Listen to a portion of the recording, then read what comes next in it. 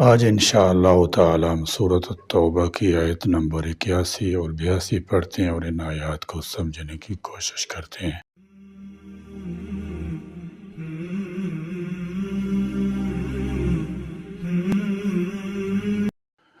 اعوذ باللہ من الشیطان الرجیم، بسم اللہ الرحمن الرحیم۔ فرح المخلفون بمقعدهم خلاف رسول الله وكرهوا أن يجاهدوا بأموالهم وأنفسهم في سبيل الله وقالوا لا تنفروا في الحر قل نار جهنم أشد حرا لو كانوا يفقهون فليضحكوا قليلا وليبكوا كثيرا جزاء بما كانوا يكسبون۔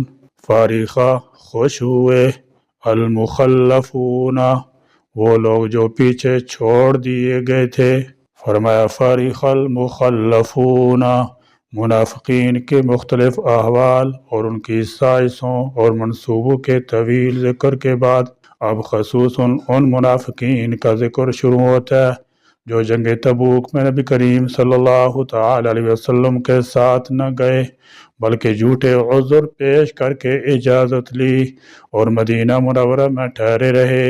ان کے لیے اللہ تعالی جل شانہ نے المخلفون کا لفظ استعمال کیا ہے، وہ جو پیچھے چھوڑ دیے گئے، یعنی وہ خوش نہ ہوں کہ یہ ان کا کارنامہ ہے کہ وہ آپ صلی اللہ تعالی علیہ وسلم کے ساتھ نہیں گئے اور آرام کے ساتھ مدینہ کے اندر گھروں میں رہے، بلکہ حقیقت یہ ہے کہ انہیں اللہ تعالی جل شانہ کی طرف سے جانے کی توفیق ہی نہیں ملی اور وہ اس کی جناب سے دھکیلے ہوئے پیچھے چھوڑ دیے گئے۔ ان کی حیثیت اس ردی سامان کی ہے جو ساتھ نہیں لے جایا جاتا بلکہ پھینک دیا جاتا ہے یا پیچھے چھوڑ دیا جاتا ہے۔ بمقعدہم اپنے بیٹھنے پر، خلاف رسول اللہ بعد رسول اللہ کے جانے کے، وَكَرِهُوا اور انہوں نے ناپسند کیا، ان یجاہدوا کہ وہ جہاد کریں، بِأَمْوَالِهِمْ اپنے مالوں کے ساتھ، وَأَنفُسِهِمْ اور اپنی جانوں کے ساتھ۔ فرمایا وَكَرِهُوا أَن يُجَاهِدُوا بِأَمْوَالِهِمْ وَأَنفُسِهِمْ کیونکہ اللہ تعالی جل شانہ کی خاطر خوشی سے مال و جان کی قربانی ایمان کے بغیر نہیں دی جا سکتی، جس سے یہ لوگ محروم ہیں۔ اس میں نکلنے والے مومنوں کی دلی کیفیت اور ان کی تاریخ بھی ظاہر ہے کہ وہ کس خوشی سے نکلے۔ وَكَرِهُوا اور انہیں یہ بات ناپسند تھی۔ اس سے معلوم ہوا کہ ایمان کی برکت سے نیک اعمال پر دلیری پیدا ہوتی ہے اور کفر و نفاق کی وجہ سے کم ہمتی پیدا ہوتی ہے۔ چنانچہ حضرت عبداللہ بن مسعود رضی اللہ تعالی عنہ سے روایت ہے، حضور اکرم صلی اللہ تعالی علیہ وسلم نے ارشاد فرمایا، منافقین پر سب نمازوں میں زیادہ باری نماز عشاء اور فجر کی ہے، اور جو ان میں فضیلت ہے اگر جانتے تو ضرور حاضر ہوتے، اگرچہ سورین کے بل گھسٹتے ہوئے آتے۔ اس آیت و حدیث سے سمجھ آتا ہے کہ جس کو گناہ آسان معلوم ہو اور نیک کام بھاری محسوس ہوں اور اس وجہ سے وہ گناہ کرے اور نیکیاں نہ کرے تو اس کے دل میں نفاق کی ایک علامت موجود ہے۔ اللہ عز و جل ہمیں اس سے محفوظ رکھیں۔ فی سبیل اللہ اللہ کے راستے میں، وقالوا اور انہوں نے کہا، لا تنفروا مت نکلو، فی الحر اس گرمی میں۔ فرمایا وقالوا لا تنفروا فی الحر اور انہوں نے کہا اس گرمی میں نہ نکلو۔ غزوہ تبوک کے موقع پر موسم بہت گرم تھا اور وہ جگہ بھی بہت گرم تھی، وقت اور علاقے کی گرمی جمع ہو گئی تو ان لوگوں نے ایک دوسرے سے یہ کہا اس گرمی میں جہاد کے لیے نہ نکلو۔ اللہ تعالیٰ جل شانہ نے اپنے حبیب صلی اللہ تعالی علیہ وسلم سے ارشاد فرمایا کہ اے حبیب صلی اللہ تعالی علیہ وسلم تم فرمائیے فرماؤ جہنم کی آگ شدید ترین گرم ہے، اگر یہ جانتے تو تھوڑی دیر کی گرمی برداشت کر لیتے اور ہمیشہ کی آگ میں جلنے سے اپنے آپ کو بچا لیتے۔ حضرت ابو خصیمہ رضی اللہ تعالیٰ عنہ کا واقعہ، یہ تو منافقین کا حال تھا، اب یہاں حضور پر نور صلی اللہ تعالی وسلم کے ایک سچے عاشق کا حال سنیے۔ چنانچہ واقعہ کچھ اس طرح ہے کہ حضرت ابو خصیمہ رضی اللہ تعالیٰ عنہ غزوہ تبوک میں جانے کا ارادہ نہیں رکھتے تھے، مگر ایک دن وہ شدید گرمی میں کہیں باہر سے آئے تو ان کی بیوی نے چھپر میں چھڑکاؤ کر رکھا تھا۔ تھوڑی دیر اس سایہدار اور ٹھنڈی جگہ میں بیٹھے، لیکن پھر اچانک ان کے دل میں حضور اکرم صلی اللہ تعالی علیہ وسلم کا خیال آ گیا۔ اپنی بیوی سے کہا کہ یہ کہاں کا انصاف ہے کہ میں تو اپنی چھپر میں ٹھنڈک اور سایہ میں آرام چین سے بیٹھا رہوں، اور خدا عز و جل کے مقدس رسول اللہ صلی اللہ تعالی علیہ وسلم اس دھوپ کی تمازت اور شدید لو کی تھپیڑوں میں سفر کرتے ہوئے جہاد کے لیے تشریف لے جا رہے ہوں۔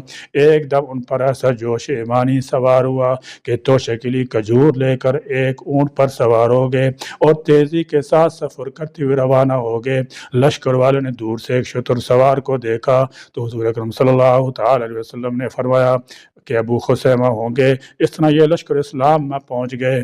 قل کہہ دیجئے نار جہنم، آگ جہنم کی، اشد، اس سے بھی زیادہ سخت ہے، حرن، گرمی میں۔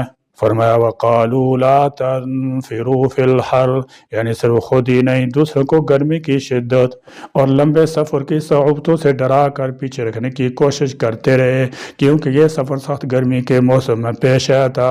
زمیشی رحمۃ اللہ تعالی نے فرمایا کہ اللہ تعالیٰ جل شانہ نے اسے ان کی جہالت کا نتیجہ قرار دیا کہ وہ جانتے ہی نہیں کہ آدمی تھوڑی سی تکلیف برداشت کرنے سے اور ہمیشہ کی ناقابل برداشت تکلیف سے بچ رہا ہو تو کوئی جاہل بلکہ اجہل ہی ہوگا جو تھوڑی سی تکلیف برداشت نہ کرے اور ہمیشہ کی سخت ترین تکلیف برداشت کرنا پسند کر لے۔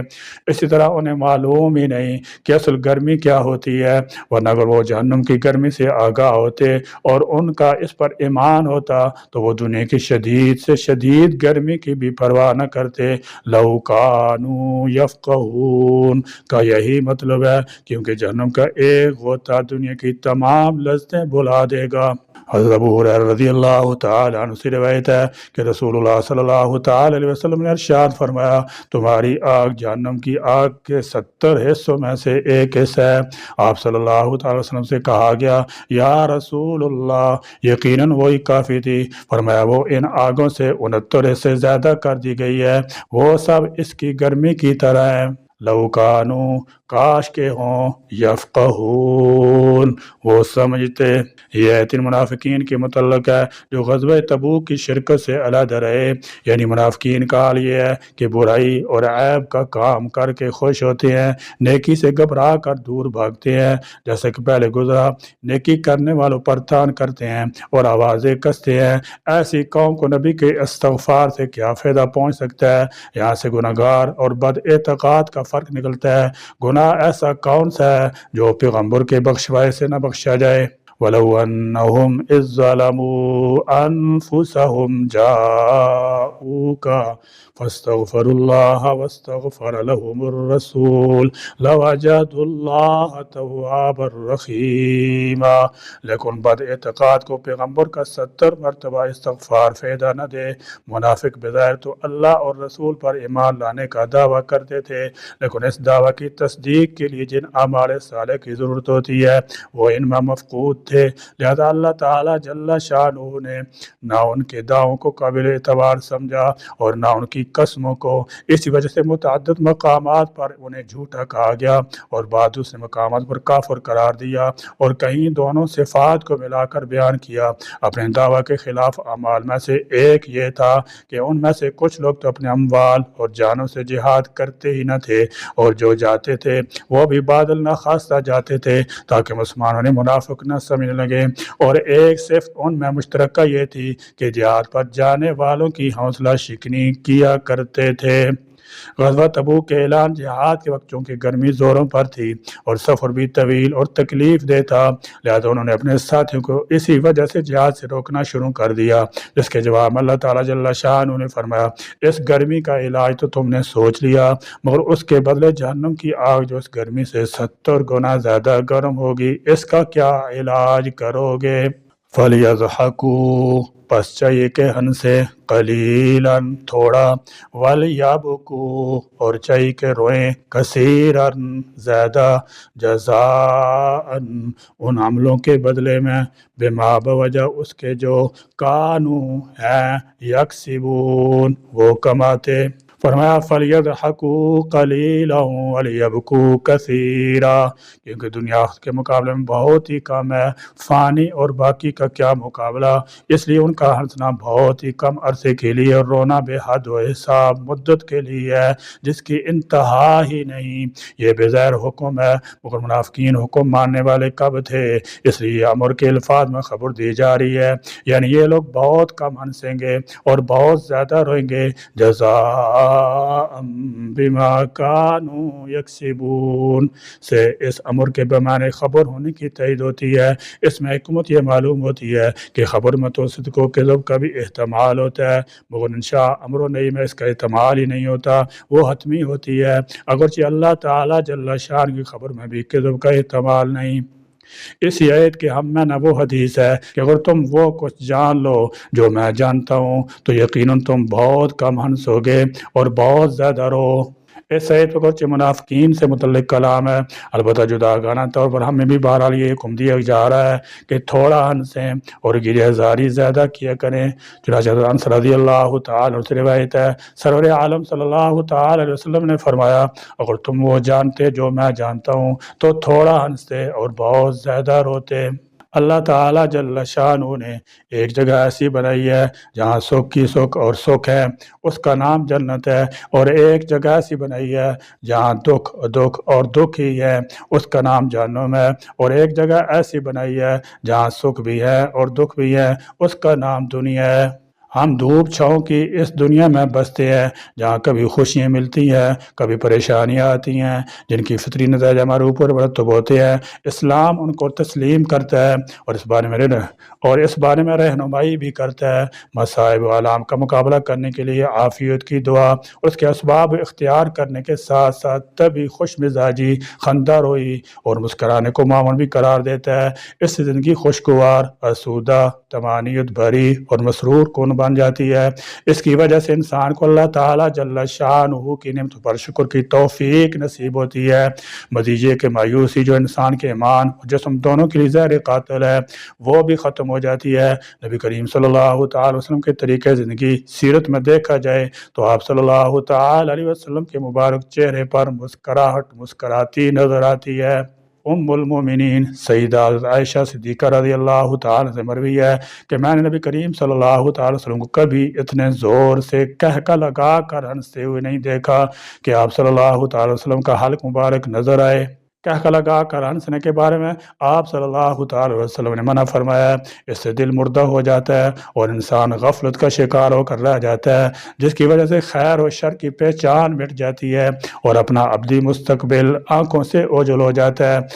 دنیا بھر کے لوگ اس دل کی دھڑکن کی وجہ سے اسے زندہ کہہ سکتے ہیں، لیکن اللہ اور اس کے رسول صلی اللہ تعالی وسلم نزدیک فکر آخرت سے معروم ہو جانے والا دل مردہ ہوتا ہے، نتیجے کہ اس پر نصیحت اثر نہیں کرتی۔ زیادہ کہہ کے لگانے اور ضرورت سے زیادہ ہنسنے کی وجہ سے چہرے کا نور چھن جاتا ہے، انسان کی بات بے وزن ہو جاتی ہے۔ ایسے انسان کی لوگوں کے دلوں میں عزت ختم یا کم از کم ہو جاتی ہے، سنجیدگی اور متانت سے ہاتھ دھو بیٹھتا ہے، باوقار شخصیت کا نقش مٹ جاتا ہے، جس کا لازمی نتیجہ یہ نکلتا ہے کہ انسان کی معاشرے میں حیثیت کم ہو جاتی ہے۔ ہاں یہ ٹھیک ہے کہ ہنسنے کے موقع پر ہنسنا چاہیے، لیکن اس کا یہ مطلب بھی ہرگز نہیں کہ راتوں کو تنہائیوں میں بندہ اللہ کے حضور رونا بھول جائے۔ لوگوں کے ساتھ میل جول کے وقت چہرے پر مسکراہٹ اور خلوت میں اللہ کے حضور رونا، جس انسان میں یہ اوصاف اکٹھے ہو جائیں، اس بندے کی قسمت کے کیا کہنے۔